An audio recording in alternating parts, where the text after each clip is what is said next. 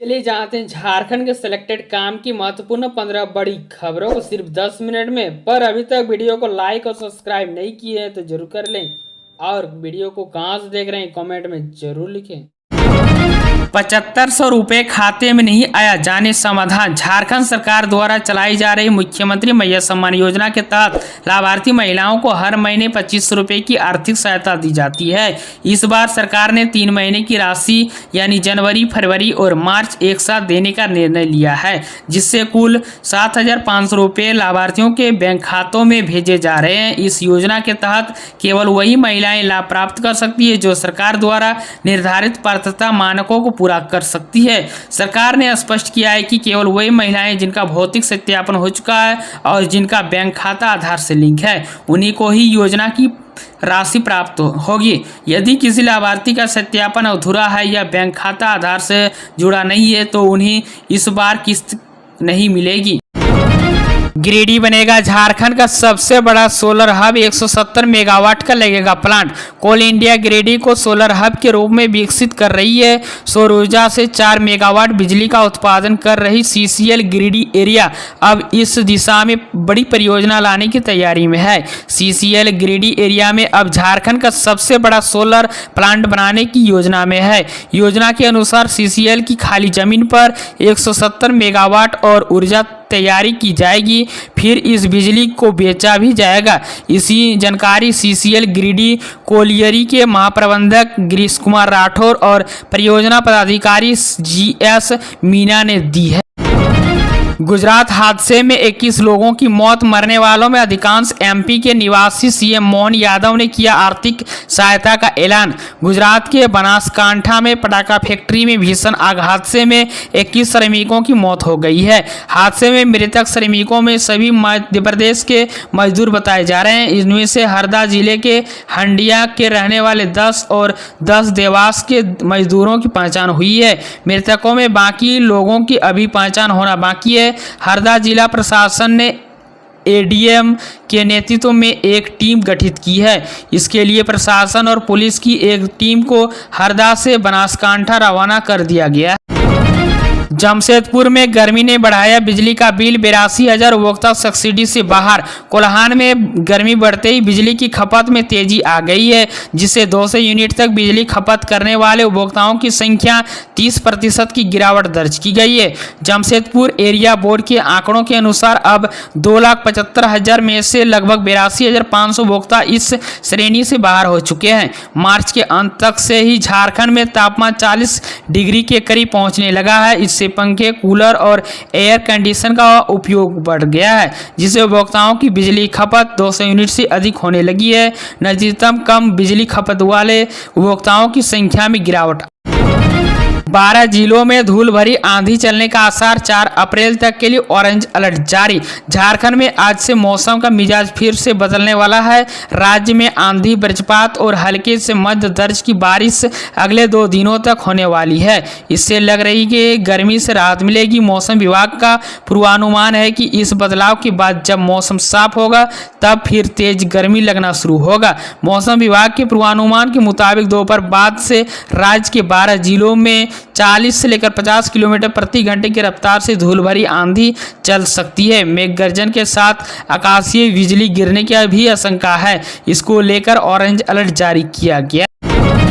झारखंड सरकार किसानों को देगी 4,000 रुपये, केवल ये लोग ले सकेंगे लाभ। झारखंड सरकार ने किसानों को प्राकृतिक आपदाओं से होने वाले फसल नुकसान से राहत देने के लिए झारखंड फसल राहत योजना की शुरुआत की है। इसके तहत किसानों को प्रति एकड़ के हिसाब से 4,000 रुपये की सहायता राशि दी जाती है। यह योजना झारखंड के किसानों को फसल क्षति के कारण होने वाले आर्थिक संकट से बचाने के लिए शुरू की गई है। प्राकृतिक आपदाओं के कारण कई बार किसानों को भारी नुकसान उठाना पड़ता है, जिससे उनकी आजीविका प्रभावित होती है। यह योजना किसानों को बाढ़, सूखा, भूकंप, तूफान, चक्रवात, भूस्खलन, ओलावृष्टि जैसे आपदाओं की वजह से हुए नुकसान की भरपाई में सहायता सिद्ध हो। झारखंड के 8,92,000 गरीब परिवार को 9 माह की चीनी नहीं मिली। झारखंड में गरीबों की थाली में मिठास गायब है। राज्य के 8,92,000 अंत्योदय परिवार को पिछले वित्तीय वर्ष यानी 2024-25 के 9 माह की चीनी नहीं मिली है। गरीबों को पिछले वर्ष मई से जुलाई माह की चीनी दी गई थी। इसके बाद की अवधि की चीनी नहीं मिल पाई है। इधर झारखंड राज्य खाद्य एवं असैनिक आपूर्ति निगम लिमिटेड के वित्तीय वर्ष 2024-25 की चौथी तिमाही जनवरी से मार्च के लिए चीनी खरीद की निविदा निकाली है। इसके तहत सरकार 27,000 क्विंटल चीनी की खरीद करेगी। धनबाद रेल मंडल माल ढुलाई में देश में पहले स्थान पर 160 किलोमीटर प्रति घंटे की रफ्तार से ट्रेन चलाने की तैयारी। धनबाद रेल मंडल ने एक बार फिर से अपनी श्रेष्ठता साबित करते हुए माल ढुलाई के मामले में पूरे देश में प्रथम स्थान पर प्राप्त किया है। यह जानकारी DRM कमल किशोर सिन्हा ने मीडिया को दी है। उन्होंने बताया कि यात्री सुविधा और माल ढुलाई दोनों में धनबाद मंडल अभी भी प्रथम स्थान पर बना हुआ है। वहीं उन्होंने बताया कि धनबाद में मुंबई के लिए सीधी ट्रेन की मांग लंबे समय से की जा रही थी, जो अब पूरी होने जा रही है। यात्रियों के लिए जल्द ही सीधी ट्रेन शुरू होगी, जिससे धनबाद और मुंबई के बीच यात्रा करने वालों को काफी सुविधा होगी।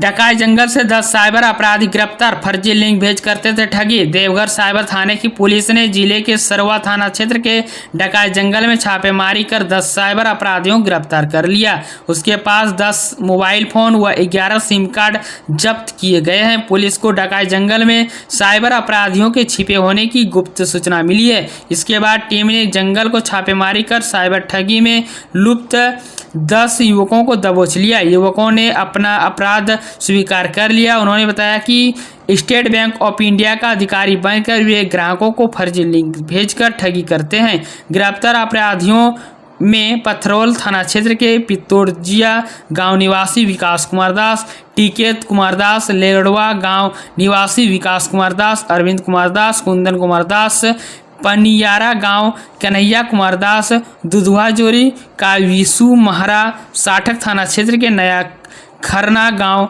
रुपेश कुमार दास, पथरड्डा ओपी क्षेत्र के गोबरसाला गांव देवदास महरा, कोरा थाना क्षेत्र के कौरव गांव का सोनू कुमार मंडल शामिल है।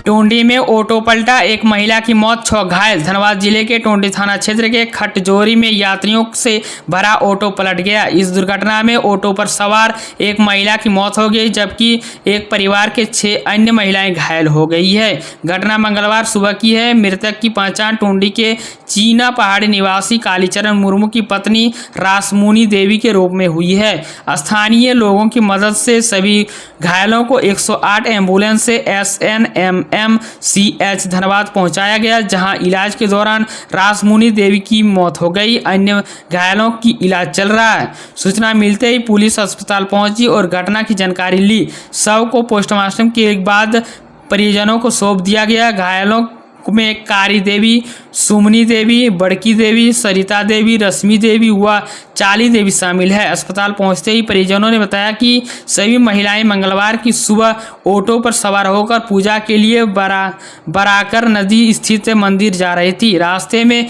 खटजोरी के पास ऑटो अनियंत्रित होकर पलट गया। स्थानीय लोगों की मदद से सभी को 108 एम्बुलेंस से SNMMCH पहुंचाया गया।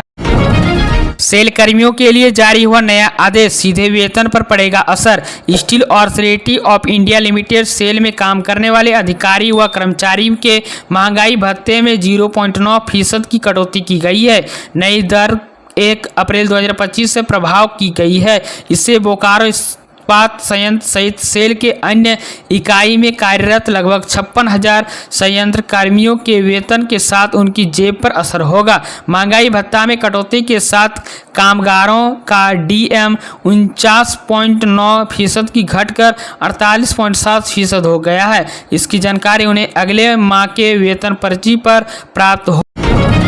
रांची विश्वविद्यालय में 8 अप्रैल से शुरू होगी PG 3rd सेमेस्टर की परीक्षाएं। रांची विश्वविद्यालय में PG कला विज्ञान और वाणिज्य 3rd सेमेस्टर सेशन 2023-25 की रेगुलर कोर्स परीक्षाएं 8 अप्रैल से शुरू होगी। विश्वविद्यालय के अनुसार ये परीक्षाएं दोपहर 1 बजे से 4 बजे तक आयोजित की जाएगी। जमशेदपुर में LIC ब्रांच से 55 लाख की चोरी, DVR गायब। विष्णुपुर थाना क्षेत्र के स्थित भारतीय जीवन बीमा निगम यानी LIC के मेन ब्रांच 2 में लाखों रुपए की चोरी का मामला सामने आया है। घटना का खुलासा बुधवार सुबह हुआ जब कार्यालय खोला गया और CCTV बंद मिला। जांच करने वाले DVR गायब मिला और लॉकर टूटा हुआ पाया गया। सूत्रों के मुताबिक लॉकर से करीब 55 लाख रुपए से अधिक की नकदी गायब होने की आशंका जताई जा रही है। हालांकि सटीक आंकड़ा LIC प्रबंधक और पुलिस जांच के बाद ही स्पष्ट हो पाएगा। कार्यालय खुलने पर कर्मचारियों ने देखा कि CCTV काम नहीं कर रहा था।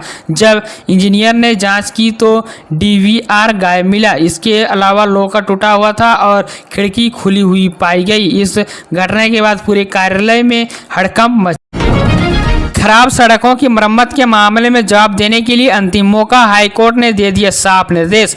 झारखंड हाईकोर्ट के chief justice MS Ramchandra Rao और जस्टिस दीपक रोशन की खंडपीठ में रांची शहर के मोहल्ले के सड़कों की मरम्मत की मांग को लेकर दाखिल याचिका पर बुधवार को सुनवाई हुई। सुनवाई के बाद अदालत ने सरकार को जवाब दाखिल करने का अंतिम मौका दिया गया। अदालत ने 1 सप्ताह में जवाब दाखिल करने का निर्देश दिया। अदालत ने कहा कि यदि जवाब दाखिल नहीं किया गया तब तो पथ निर्माण विभाग के सचिव को अदालत में सशरीर हाजिर होकर बताना होगा कि बार-बार समय के लिए जाने के बाद भी जवाब दाखिल क्यों नहीं किया जा।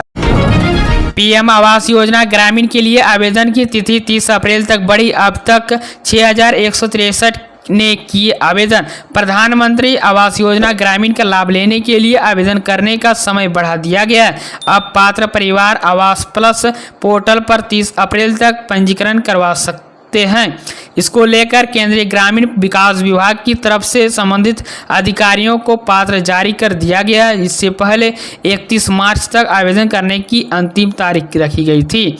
इसको लेकर बढ़ा दिया गया है। इसे परिवार आवेदन कर सकते हैं जो किसी कारण साल 2017 से लेकर 18 में आवेदन नहीं कर पाया था। आवास प्लस पोर्टल में पात्र परिवार का व्यक्ति अपने स्तर पर भी आवेदन जमा करवा सकते हैं। साथ ही पंचायतों ग्राम सचिवों की ड्यूटी भी इस योजना के लिए लोगों का पंजीकरण करवाने में लगी हुई है। ऐसे में पात्र परिवार किसी भी तरीके योजना के पंजीकरण करवा सकते हैं। इन पंजीकृत परिवार को पक्के मकान देने के लिए भविष्य में सरकार तरफ से ब्लॉक अनुसार लक्ष्य दिया जाएगा। पहली बार झारखंड और बिहार के लिए शुरू हो रही हेलीकॉप्टर सेवा, जानी किराया और सुविधाएं। महानगरों की तर्ज पर अब झारखंड में भी निजी हेलीकॉप्टर सेवा शुरू होगी। खास बात यह है कि इसका संचालन भी राज्य के युवा और उत्साही उद्यमी करेगा। इसका दायरा झारखंड समेत पड़ोसी बिहार होगा। इन दोनों राज्यों के किसी भी स्थान के लिए सीधे रांची से हेलीकॉप्टर बुक किया जा सकेगा। हेलीकॉप्टर के लिए प्रति घंटे की दर भी न्यूनतम निर्धारित होगी ताकि महानगरों की हेलीकॉप्टर सर्विस मुकाबले राज्य के निजी क्षेत्र में उद्यम व्यवसाय को विकसित किया जा सके। सेवा का संचालन अप्रैल माह से ही आरंभ हो जाए।